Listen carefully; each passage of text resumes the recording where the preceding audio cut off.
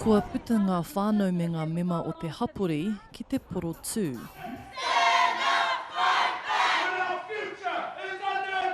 I te katinga o te whare hapori o Rawiri.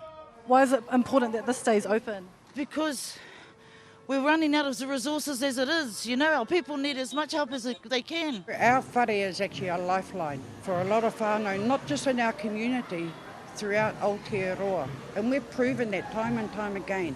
And the thing is, we've done this with very little funding. So, you know, the government can't say, you know, we wasted money on you, because we've hardly received anything from the government.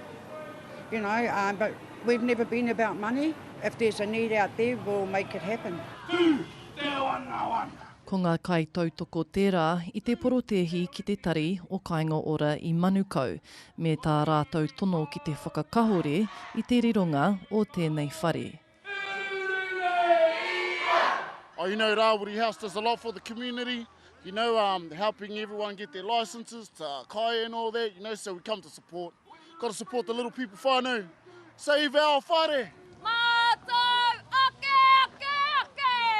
Kei tū ngātahi ngā mema pāremata o Tāmaki Makaurau ki te tautoko i te kaupapa. Nā Liz Kiriona, raua ko Marama Davidson, tēnei tono i tuku ki a Kainga Ora. It's election year this year, the Greens could possibly get in. Is there a promise there that Greens would do something if they did get in and help keep this house open? Oh, absolutely, because this is just political decision. This government has cancelled housing developments all across Auckland and South Auckland.